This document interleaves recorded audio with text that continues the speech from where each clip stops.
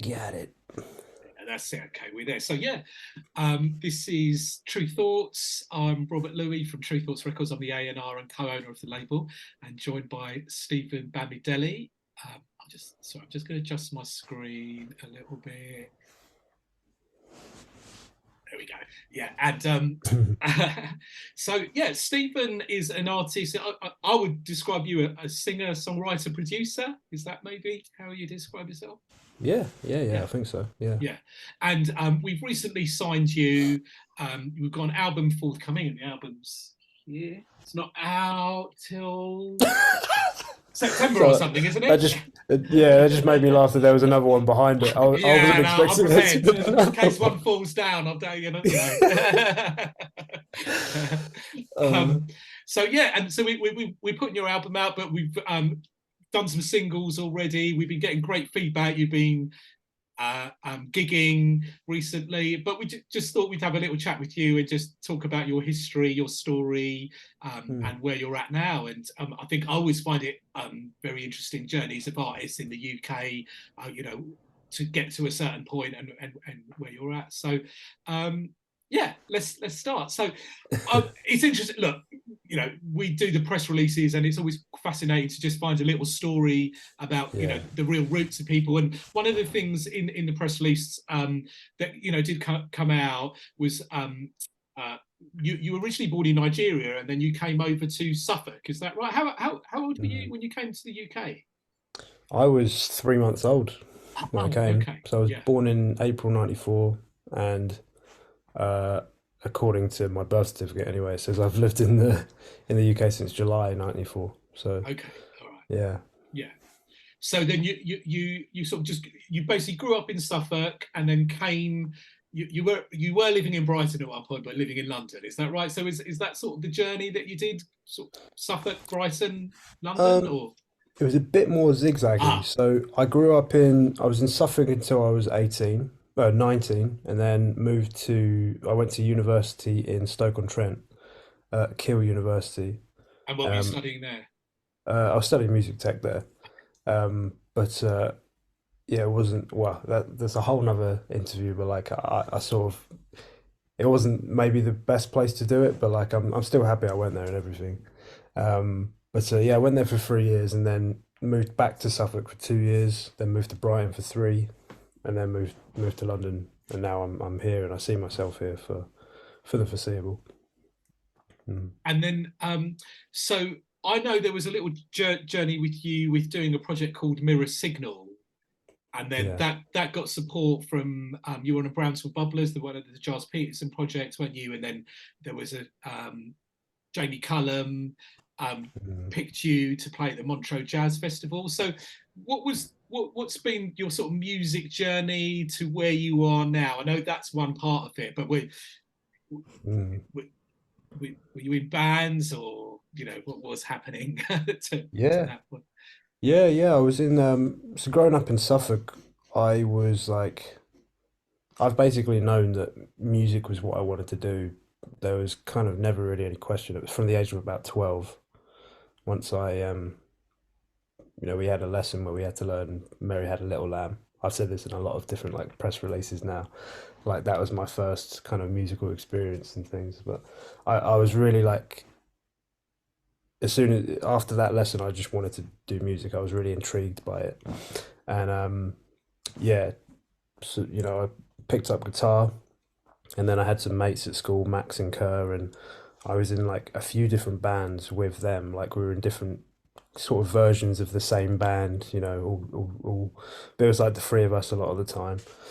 And then What the type of last, music were you doing those early days? some of it was like pop punk, and then I actually used to rap as well. I did a lot of rap. So I'd like be the front man of this band, and we'd be playing like funk or hip hop, and I'd be rapping over the top. Writing your Um, own things, not covers. Yeah, writing our own stuff. A few covers thrown in there too. And most of the time, like we'd be playing at this the main kind of place in Sudbury was the town that we grew up in, Sudbury in Suffolk. There was a pub called the White Horse, and that was such a good like it was that was like where a lot of the musicians in that town cut their teeth in playing live. They'd have music every night or every other night or something. Um, and it was just great. We always have gigs there, playing to an empty room or a full room or whoever was there. But it was great, and that was like my early kind of upbringing. The last band I was in was a band called Story Boys, and we did a lot of covers in that band. I was actually the drummer, so I wasn't the front or anything, but that increased my live skills as well. Just playing in that band, and we did a lot of weddings and pubs and some like local, really small local festivals too. So I haven't been in a band since then. That was like 2013. Since then, it has just been various. It's been Mirror Signal and Stephen Bamadelli, really. Uh, And but Mirror yeah, Signal was a solo project, really, as well. Is that right? yes, Yeah, yeah, yeah. yeah. So in 2013 or 12, I saved up. I was working a job and I saved up for a laptop, and I was like, I'm gonna.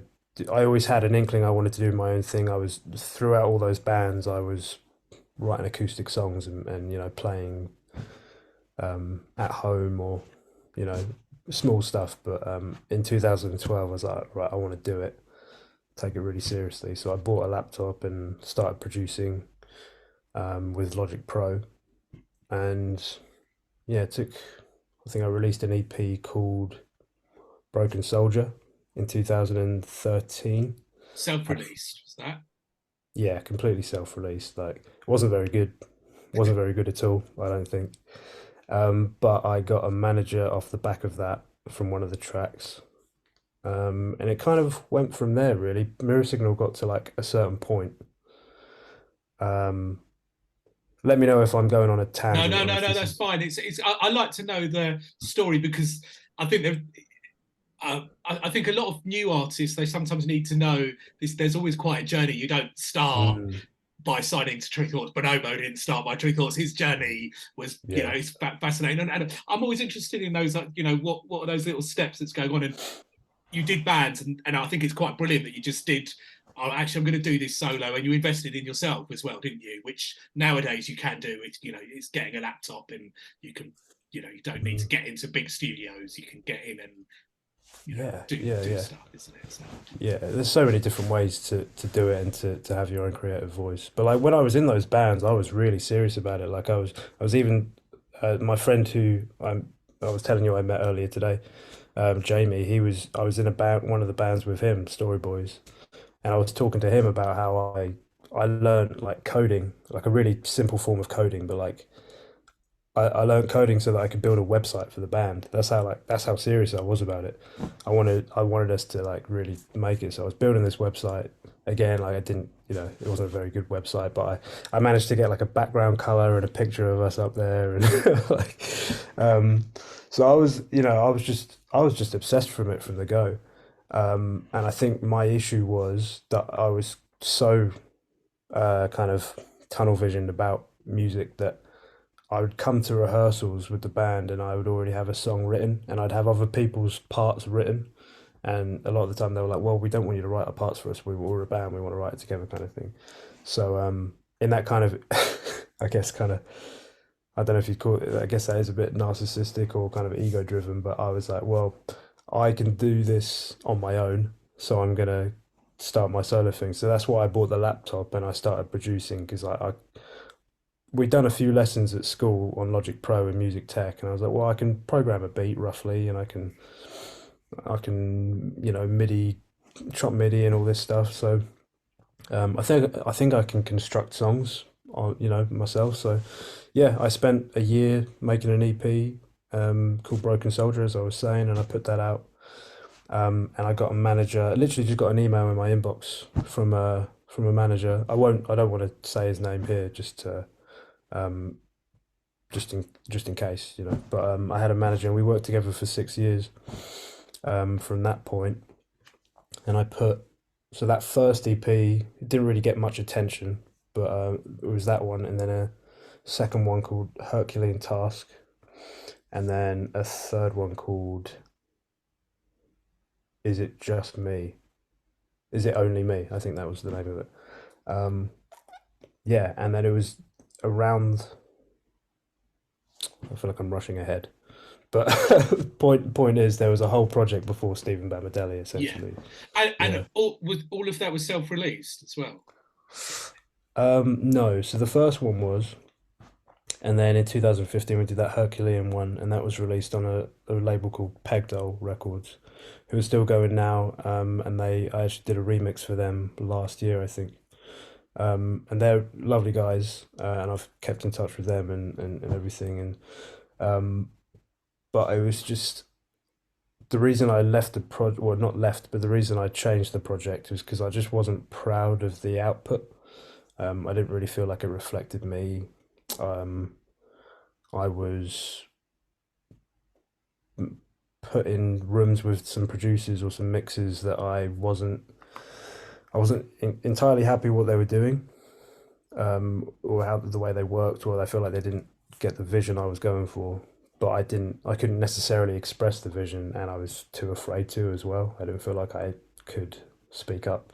I mean, all of that's So, part of a learning process as well, isn't it? I think sometimes you've got to do these things and you've got to make those mistakes. I think nowadays, because I mean, I'm older, but it used to be you'd have to press up vinyl and that would cost thousands of pounds. So you wouldn't necessarily put those mistakes, or inverted commas mistakes, all those learning processes out.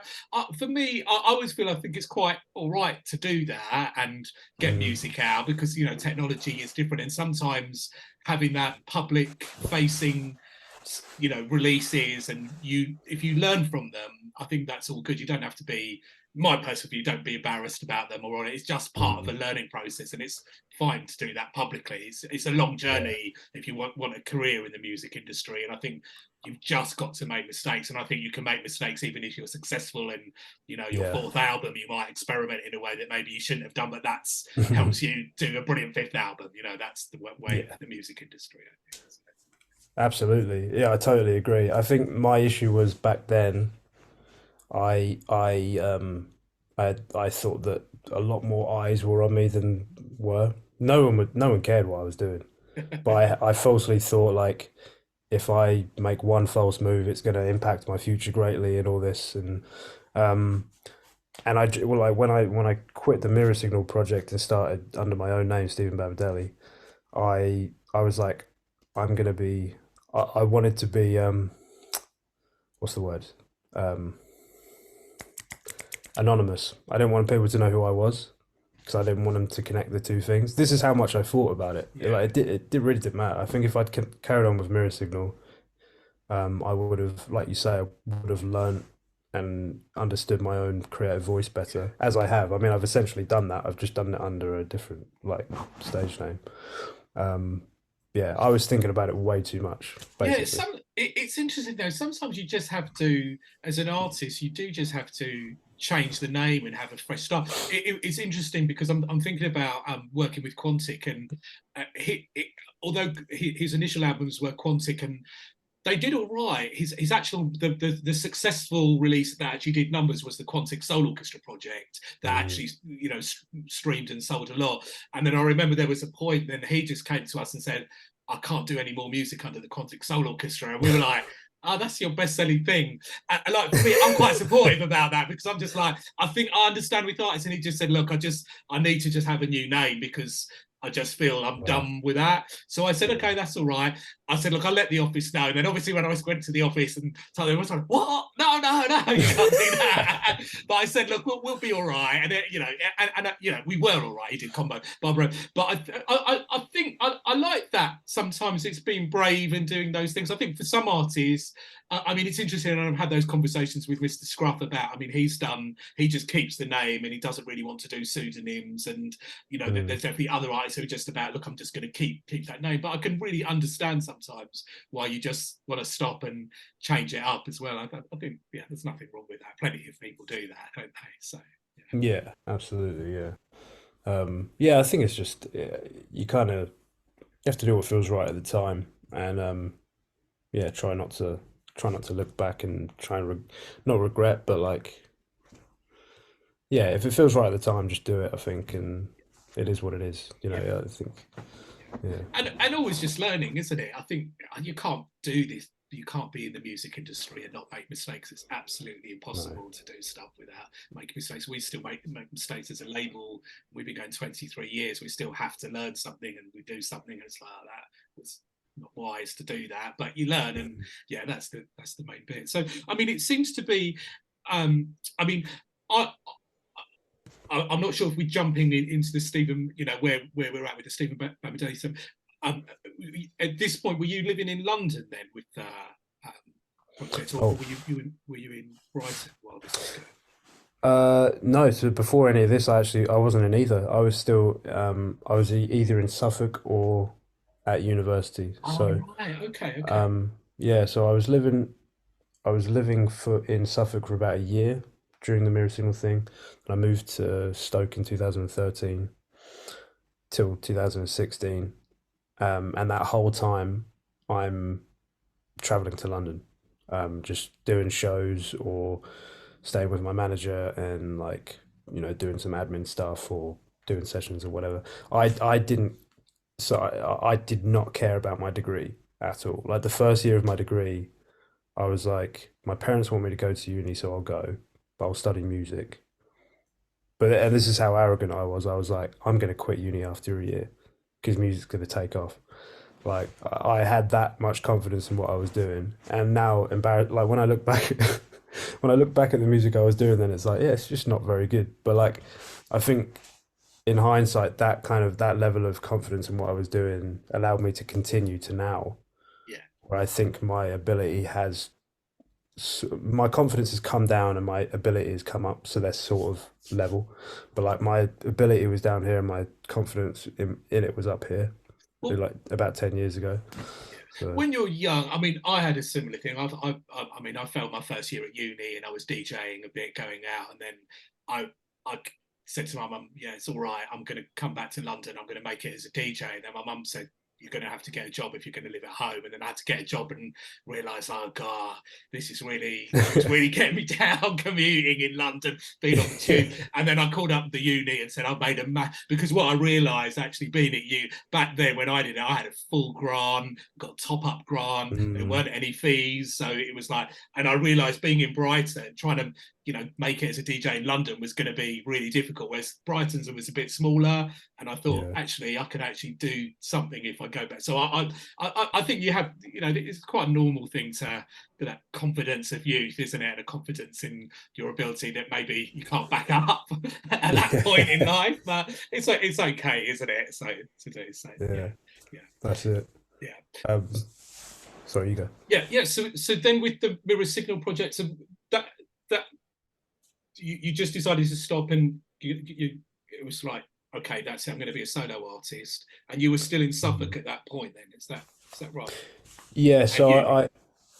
I wrapped up uni in 2016, and it was around that time as well. I was moving back to Suffolk, and I was having a bit of a kind of an existential crisis because, again, like I thought by this point, I finished my degree just to clarify. I was like, I thought I'd be this hot shot by now, all this blah blah blah. So I was moving back to Suffolk in with my parents, and I wasn't sure about music. I wasn't sure where I was going with it. So but all I knew was I didn't want to do Mirror Signal anymore because I'd put too much stuff out that I didn't feel like represented me. So um, at the same time I moved back, my friend Camden moved back from uni as well, and he built a studio in his garage with his dad because he'd studied music tech too. So we spent a year just working on stuff of mine. Came up with loads of demos, half finished things, But out of those sessions, we came up with three singles, which was "You Can't Put Out This Fire," "Things Could Be Better," and "People," which we which we started rolling out in 2017. So it took a whole year. I just didn't put anything out, didn't do much publicly really. I was just writing and making plans to change my name and stuff. And those were self-released as well. Those tunes. Self-release Yeah. those three, yeah. And then after we released those, and I'm only mentioning this to sort of speak to your point of how much of a journey things can be, right? Like we put the first tune out, "You Can't Put Out This Fire," and I got loads of emails from like record labels, like, oh, we'd love to have a meeting with you, blah blah blah. And I was really at one point I was really far down the line in doing a publishing deal with one of these people that emailed. Again, I won't say the name of the company just to sort of be safe. But there was like 9 months of negotiations. We're talking about this publishing deal. I literally signed the contract, and then I find out 2 weeks later that they were pulling the plug. And I was like, I'm not moving. Me and my girlfriend were going to move to Brighton, but I said I want the money from this contract so that I can just focus on music when I'm there. So I signed the contract, and then we signed on a flat, and then they pulled the plug, and then we moved to Brighton, and I had to get a full-time job, and I was like, we've literally spent a year waiting so this exact situation didn't have to happen. But it was what it was. It was a weird introduction to Brighton because I was like a bit resentful about it, but I love Brighton. This is like a second home. Yeah, I mean, stories like that are quite common. I mean, we've had occasions. I mean, we early on in the label, I remember we signed somebody, and then they called me up and they said, "Oh yeah, I've given up my job," and I'm like, "Oh, you shouldn't really do Yeah, that because we've got to get the record out. The money doesn't start coming in. It may never come in, and also it doesn't yeah, come in straight away as well. And I think now we always, when we're talking to people, if they've got part-time jobs, especially newer artists or they're working, we sort of say, look, keep your job going till we get everything settled, and don't yeah, just jump ship as well because it can be complicated. I guess that's really tough if you're expecting that financial thing. I guess it would be, it must be pretty tough as an artist to expect me like literally doing a deal and then the plug getting pulled. It's really, really mm, difficult, isn't it? So you came yeah. to Brighton and then had to get the job. What was your job? Um, so I was mainly a postman, but for a couple months I was like a housekeeper as well in a hotel. But I was mainly just a postman for the 3 years that we lived there, which I really enjoyed. Two of those were actually in lockdown, 2 of those years. So we got to go outside and like deliver mail. So that was quite fun when not many other people could. Felt like a bit of a rock star. In fact, you told me that's how only just the other day, isn't it? we were so it was during the Great Escape, was it? I think it was the Great Escape, was it? That you were Yeah. down, and you said, we've met before, and then you told me the story. Do you want to Yeah. say it or shall I say Yeah. it? Was that, do you want to? I'm easy. I'm easy. I don't mind you. Are you all right about Um, saying it? The story is quite yeah, yeah, silly. Yeah, absolutely. yeah, yeah, Absolutely. Um, do you want to tell or shall I tell? yeah. You tell it. Yeah. Yeah. So for the listeners at home, yeah. So I was a postman in Hove, and there was one week there was 1 week where I was delivering with a dude called Mark, and he covered a regular route, which is the route that you live on, and I was paired up with him for the week, and uh, we pull up onto a road, and Mark's like, "You're a musician, aren't you, Steve?" I was like, "Yeah, yeah, yeah." And he's like, "Oh, there's a guy down this road who, he runs a label or something." And he's like, "Thoughts, thoughts." I'm like, "True Thoughts." He's like, "Yeah, his name's Rob." I was like, "Ah, yeah, I I know who that is." Like, because my girlfriend as well. I've been a fan of the label for years, and my girlfriend Lucy also. She's been to your Night Sonic Switch a number of times. I've been too, and it's really great. Um, and also, you were great at Love Supreme as well, by the way. Just a little aside. We had a great time too. But anyway, so there was one of these days that I'm covering this route. I delivered to your house, and I've very clearly got a vinyl. It's a there's a vinyl in this package. So I knocked on the door, and then I turned around, and I just hear you go, "Hello." And bear in mind, this is the height of COVID, so you can't make contact with anyone. You have to be 2 meters apart, and I'm pretty sure it was quite early on in COVID, so it was still quite scary. Yeah. It's not like it wasn't like a year and a half in where no one really cared anymore. It was like we we're not sure of how bad this will be. So I'm sort of facing you, and I'm like, I know who you are. Like in my mind, I'm like, oh, I know who you are. Like you run True Force and all this. So I'm like, oh, hey, where do you want me to put this? And we kind of had an awkward like 5 seconds of like, oh, should I? Do it? And then I think I just put it down, and then I walked away. But yeah, Because I'm it's excited to get a record as well. You know, in lockdown, you're just desperate for any.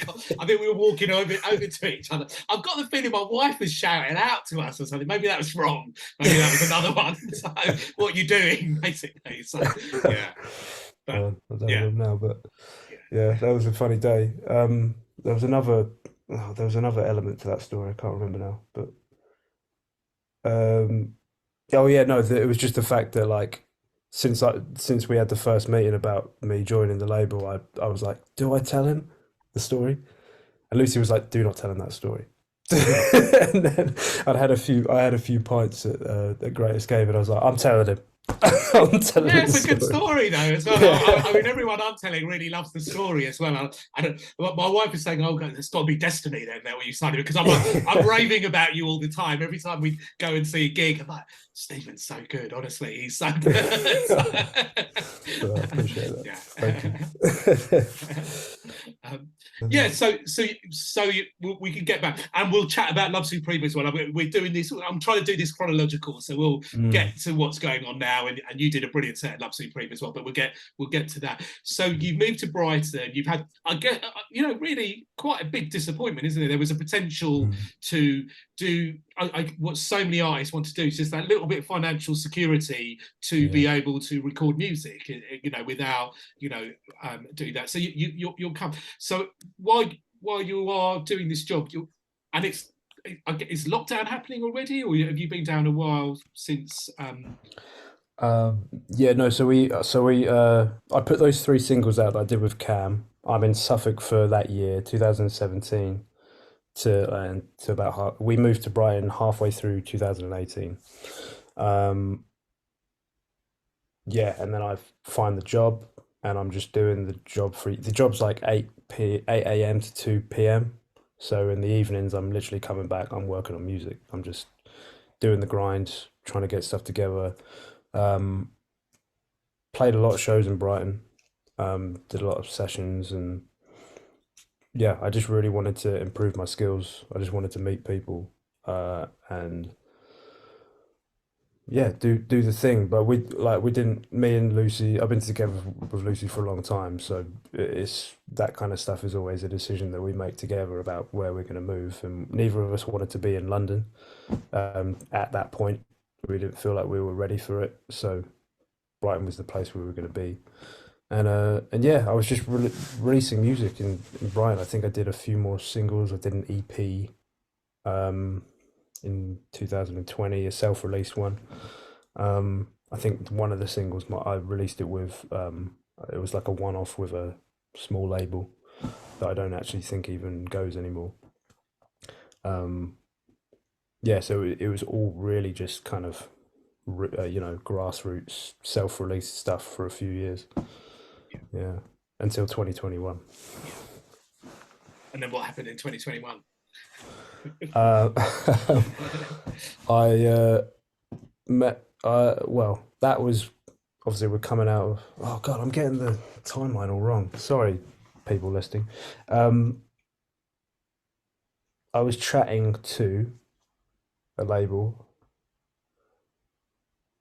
called Part of the Van. I'm just gonna say it. I don't think they'll mind if I say it. I was chatting to a label called Part of the Van. That was in 2020. I was working on music for a second EP as Stephen Bamadelli, which ended up being Uncrowded, which is a 5-track EP that came out in 2021. I was working on it already. And I we've started, recently we've reissued that since working with you as well. So, yeah, yeah. And I got chatting with them. It was another serendipitous thing where you just kind of find people online and one thing leads to another. So I signed with them for an EP and an album. Um, they funded the EP and they were going to fund the album. They had some internal issues, and they ultimately sort of stopped being a label. Essentially, they gave me um, the rights to the EP and the album, to do what I want with, and then ultimately, as you and I know now, that album, I finished the album, and that became Summing Up, and the EP is Uncrowded that you have as well. And to be, look, I've got to say to big them up as well. That they invested some money in it and Mm, just literally gave you the rights, but didn't ask for things. We've been approached, with artists where similar situations have happened and labels have invested, and then when it comes to, okay, can we try and get it on another label? Then that label, we've seen it, have said, well, you've got to give us X amount of money if you want it. They, even though they're not functioning, they still almost battle to try and hold on mm, to it and all of that. So it's not always the case that people do that. So I think, it was pretty generous of them to do that. And, yeah. I guess we're very grateful, it came our way, because really the way it came through was, I mean, I knew about you because Brighton's quite small, so I keep an eye on everybody who's doing it. I knew about your music, and then Martha had. I think you got in touch with Martha, who was working with us then, and sent it via her, I think, to me. And then is that right? I think that was the case, isn't it? Um, I sent it to Seth Mayhew, who used to work. I think it was sorry, he interned for you guys. Okay. And then he sent it to Martha, and then Martha sent it. So it was like a few. It was like another middleman. Yeah, yeah. But yeah, that was basically it. It was like it was rung up the ladder. And then it was through. I think it was through lockdown. As I'm trying to recall my time, because I'm a bit hazy with lockdown and post lockdown of what was going on, Same. and I was getting bombarded with music. It was getting a little bit crazy at one point, and so I think when lockdown happened, there was just an intense amount of music coming my way, and it was really hard to keep on top. So Martha had sent the music, and I said, "Oh yeah, I know, Stephen, this sounds all right, but just remind me again." And then I think Martha was good because she did Mm, keep reminding me about, look, what do you think, and it was great she did that, because I knew it was good, and within all the lots of noise that's going on, I was like, okay, I'd had a listen, but I was just trying to be careful, because particularly in lockdown you can just listen to stuff and you'll try, when in lockdown as an A&R, I'm also thinking you're in a moment where you're thinking, well, it's not always going to be like this. So I can't just be signing music for lockdown. I still need to mm. know, is this artist, can they sing live? Are they going to gig? Do they want a gig? But we're not going to Yeah. necessarily be able to find that out, or put it to the test. So it was a bit of a extra pressure that was slightly going on me through lockdown, that I was trying to be careful about what we sign and Mm, what we don't sign. But also I wanted to represent the label, because we were getting club stuff and we knew clubs weren't getting on, but I wanted to represent that, because I don't feel we should only sign music for that period of lockdown. We should sign music yeah. that's good, and then in a year's time, if clubs are back open, we can go back and remind people to play those records. So there was a lot going on in my head as an A&R. The good thing is it really did stand out. Yeah, it was like brilliant songs. Your voice is amazing, like Thank you. incredibly well produced, and sonically as well. It was like, I get so much music, but when it was on in the speakers, it was like, oh God, this is really sounding, Oh, thank you. yeah, amazing. And I'm not a sort of technology nerd, so I don't necessarily know what the science is that's going on with music, but it was like, oh, this is really sounding amazing. So yeah, so that was Appreciate that. easy sort of type of decision. Is like, okay, the music is good. Let's see what you're like. I think, yeah.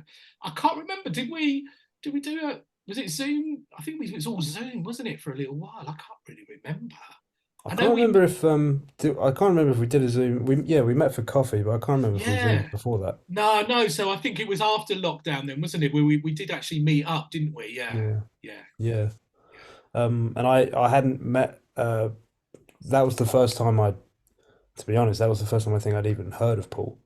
When we met you, because I knew who you were. I'd been speaking to Martha, but um, I I hadn't. I wasn't familiar with Paul, so that day was the first time that I met him. I think, or got familiar with him at all. Because And Paul, I think up until sorry. yeah, I'll just say, Paul, I co-own the label with Paul Jonas, and yeah, so we run the label Yeah, together. So yeah. yeah. But I think in my mind, I thought you were True Thoughts, you know. So Yeah. that was like that was an expansion of knowledge for me that day. Okay, yeah.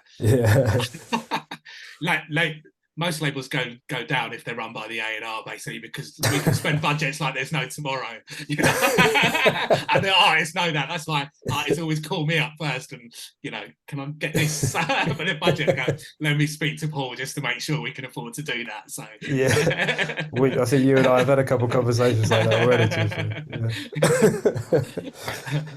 Yeah. um, yeah, so I mean, it was quite an, I guess, from our side, just a really quite an easy negotiation, because I felt like, yeah, you're an artist we could get on with.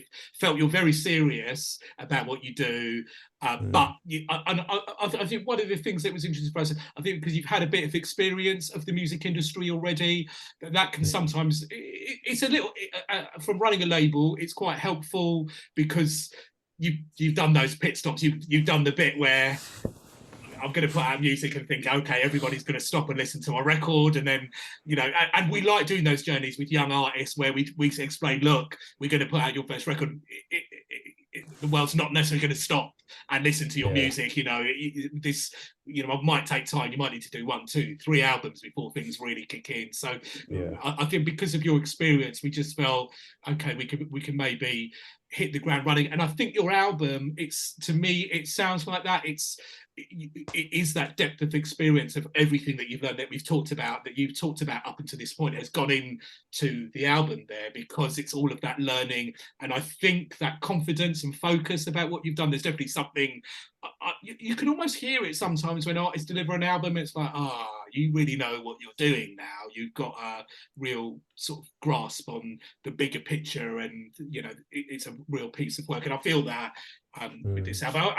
I know we're releasing it. I would have said that if we didn't end up signing the album and it came out somewhere else. I would have been like, this is a really strong album. So Yeah, I appreciate that, and I think I feel like, just with everything that's happening with it, I feel like feels like the planets have aligned finally for what I'm doing. You know, it's been a really long graft with because I decided early on. I had an inkling. I probably couldn't articulate it 10 years ago, but I just had an inkling that if I worked on music myself and did it myself, I sort of implicitly understood that I would create my own artistic voice, because I'd seen like James Blake do it and Sanford do it, and um, a myriad, or Frank Ocean. You know, when people have that kind of auteur specific unique thing.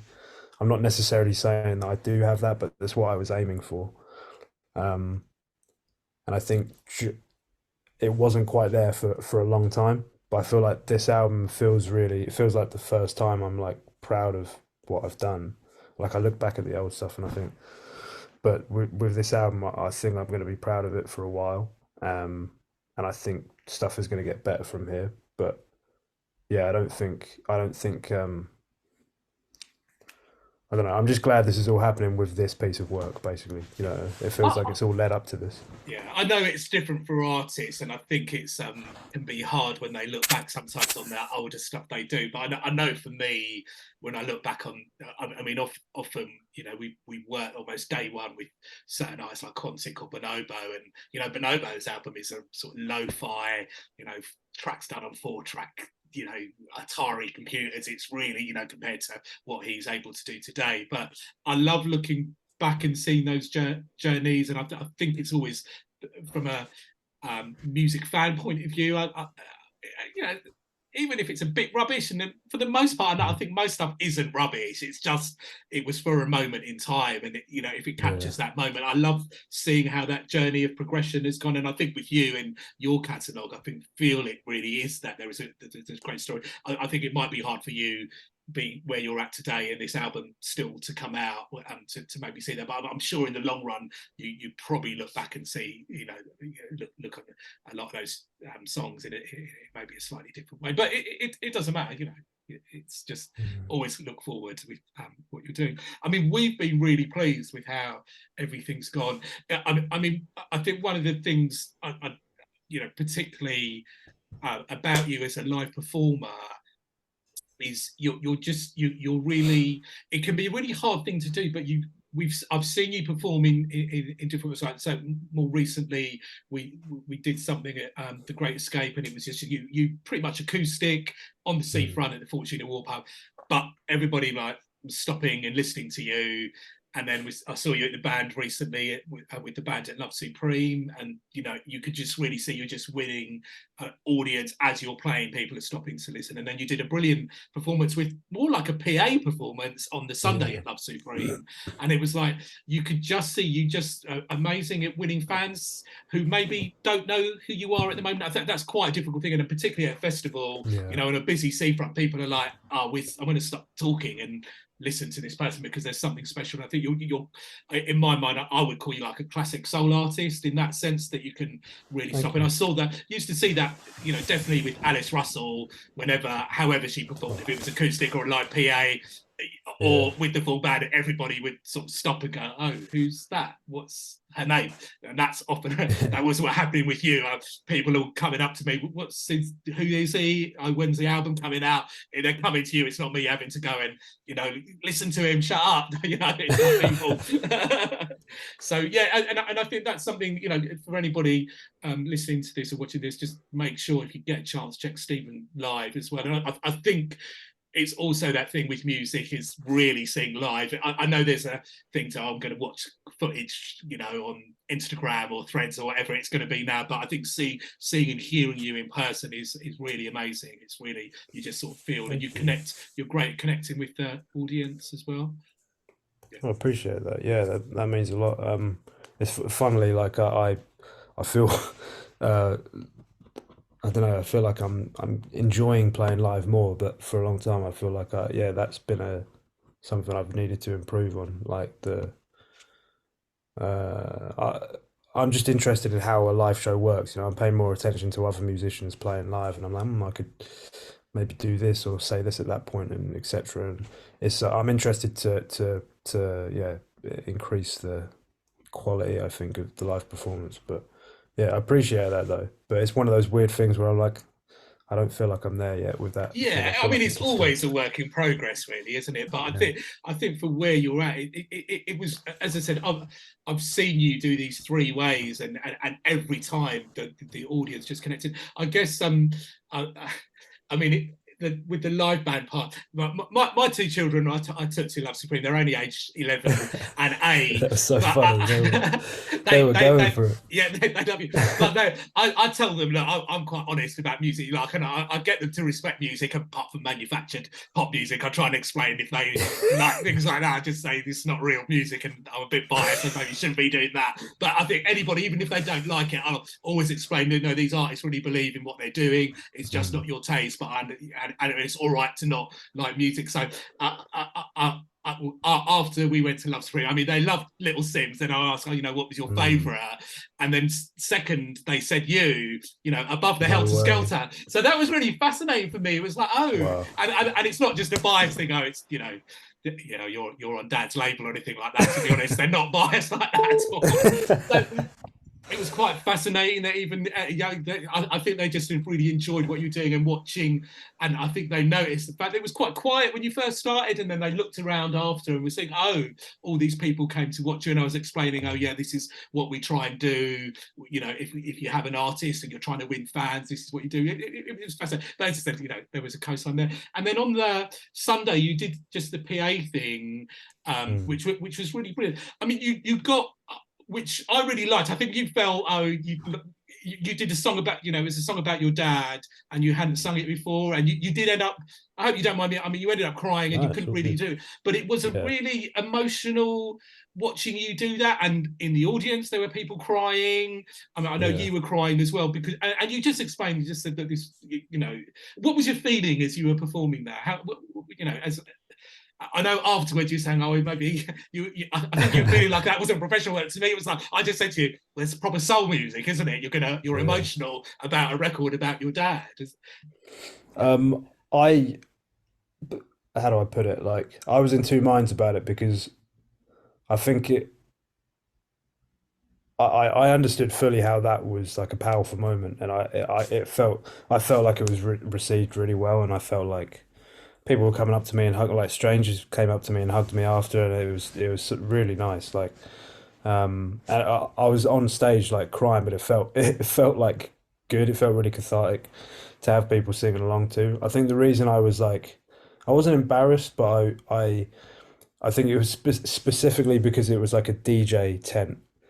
And like you had like DJ, the point was like non-stop music, so people could dance. It just felt very out of context, and I think I felt a little bit guilty. But like no one was saying that. No one made me feel guilty or like that was the wrong thing to do or blah blah blah. Like everyone was super supportive. You yourself as well. You came up and hugged me and everything. It felt really good. But yeah, in my mind, I was like, it wasn't very dancey, was it? I don't think, and then maybe that's that you overthinking, because wasn't necessarily meant to be the dance camp. We just had everybody performing there, and I think Yeah, that was the brilliant bit. And it was early on as well in the day as well, wasn't it? So it wasn't like it was like a super late, maybe yeah. that peak time. If you'd come on after I was playing some drum and bass, it might have killed the moment. But I think at that moment in time during the day, it was just. I know, yeah, it was so emotional, but I just I loved that, and I just felt Mm, really real to me. And I think because you explained you'd written the song, you'd never performed it live. It was and your dad's passed away, isn't it? So I guess mm, it was an extra emotion. You'd never performed the song yeah, before. But I think for me, those moments are just. I think they're the great moments. I mean, for me, I remember lots of brilliant moments of seeing artists and seeing gigs, and for me, that will always be a really, really special moment. For seeing an artist perform, because it's just the mm, real thing about how I feel music is about, like really being real about who you are and what you are, and yeah, in inverted commas mistakes. I think some of the greatest things, and that wasn't necessarily, I wouldn't call it a mistake, it was just real. And I yeah. think the sound man was crying as well, wasn't he? It was just like, I don't Apparently, think yeah, I've ever apparently, seen anything like it. So you've got everybody, and if you're a soul artist, yeah. it's like, you want to do. And I've seen people almost cry in happiness, right, raving, they're in a massive moment. But like to do that at a festival, I just thought it was brilliant. And I think it sums you up as an artist, that you're quite a honest artist and a real, you're being true to yourself. And I think you've spoken about your journey to this point. I think that's what you're just trying to always achieve, that, aren't you, is be true to who you are and finding, Yeah, going on this journey. And I mean, I'm just so grateful we're a part of it at True Thought. Like, I love that we're going to be apart from now, now going forward as well. And we're just really looking forward to sort of sharing the album with everybody, which is it out September? I'm rubbish with the release dates. September Yeah, 15th, yeah, September September 15th, 15th. So yeah. Yeah, yeah, yeah, yeah. No, I appreciate it though. yeah. I'm really excited to put it out, and it's yeah, I said this when I first signed, but like you've all matched the energy that I have for the project, and the enthusiasm, and it's it's I get so when I see an email from any of you, I get so excited because I'm like, I don't know, I'm so grateful that people like are excited to work on my music, and that that's just what I've always wanted really. I'm not too fussed now about how far it goes, just to know that there's like a team and and there's progression, and I don't know, just knowing you're not alone in it. Yeah. Being alone, being a solo artist is hard, but Yeah. when there's support there, it's great. So I'm really forever grateful for that. I was making a note before we did this as well, because it's not, look, if I sign something, I'm massively biased and I think it's great, and that's goes without saying. And I genuinely do when I sign music and think the artist is great.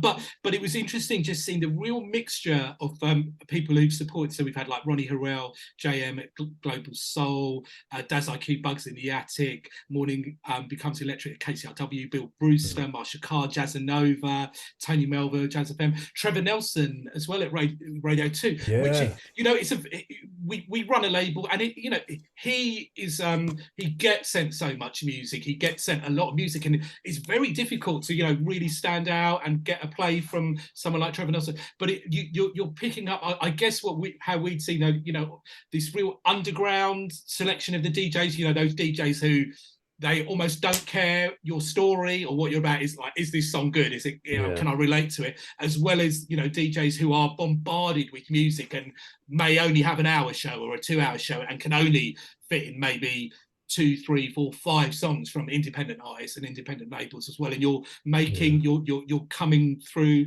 on that, and I think it's a real, it's a brilliant achievement to do. And also this album is, if you check the singles out at the moment, that it's sonically, it's not, I think you're pushing the boundaries a bit, you're trying to push things forward musically and sonically about, it feels current, this record, it's a off the moment soul record, I would describe it. So yeah, that's cool. Yeah, I feel like I already feel like I'm like, the next one needs to be weirder. Like I need to do some weird stuff on the next one. we'll follow your journey. Don't worry. We like doing that. We like doing that. So yeah. And also it's interesting. I mean, there's a thing that goes on. Actually, I'll ask you that now before I mention what I was going to do. How do you feel as an artist? I mean, we definitely, as a label, we're trying to tell people, don't look at your numbers. We don't care about how many you're streaming till a year after the album has come out. That's when we're going to judge what's going on with your album. There's no point in looking at week 1 or month 1 or month 6. But there's a world for artists where it's about... I almost feel it's impossible not to be how many likes do I get on this post, maybe overthinking a bit on how do I promote my music. And look, there is a part that you have to do that, and it's hard not to do that. And if you've got something great happening, how do you do, the humble brag and just, oh yeah, Trevor Nelson's played this record, or so-and-so, without trying to be, too spammy. How are you finding that world, over the time that you've been an artist? What where's your head at with all of this now?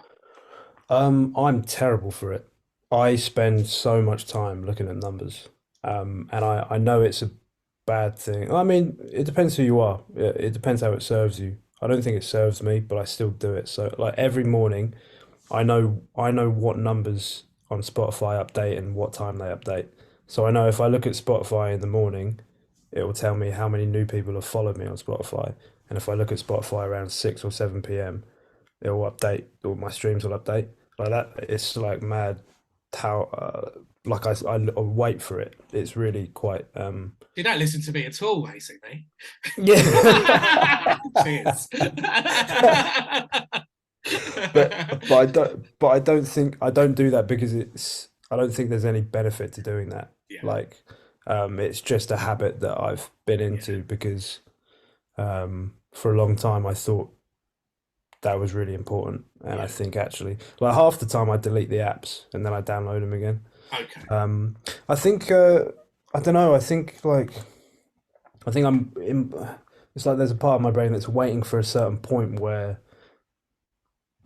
like that will be once you have a certain amount of followers, then it becomes a bit more lucrative, I guess, or then people kind of start to. I don't know if there's a part of your brain that's like, yeah, it's but it weird. doesn't. I mean, I'm always saying it to artists because you've got to say ultimately you're going to be competing with Michael Jackson numbers or Beyonce numbers. It never stops. It never ever stops. And I think that's the bit with me. It's always. I mean, we talk. I mean, I think one of the things I always try and say to artists is like, what's going on? Are you doing gigs? Are you getting people who like you? Because I think one of the things I'll say this to you. I maybe have not told you this, and it might have.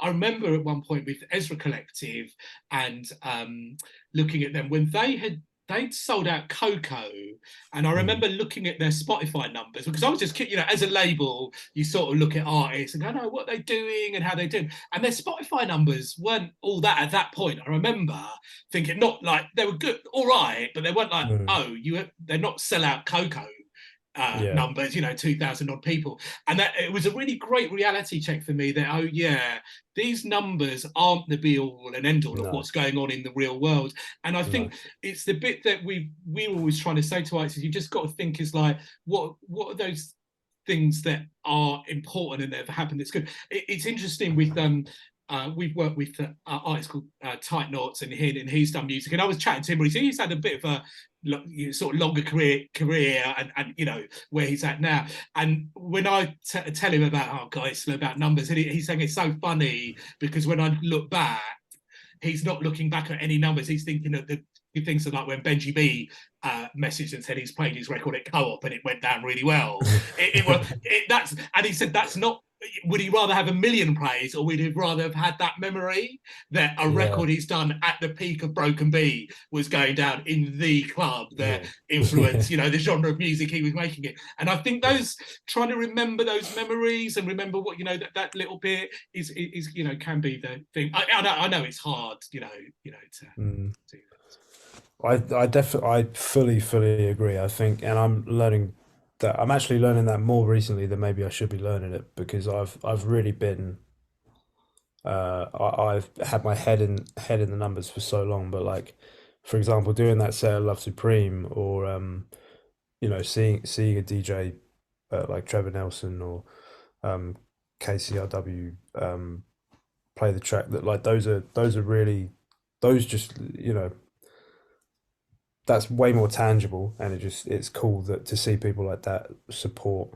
And I think it's also important to remember that, like you said, like the numbers aren't. It's you think that all the numbers should be proportionate to each other, but they're really not. Like, and there's so many extraneous circumstances to that. Like a lot of people who were maybe at that Coco show for Ezra Collective, for example, a lot of them, you probably had a certain percentage who downloaded their song off iTunes and only ever listened to it on iTunes.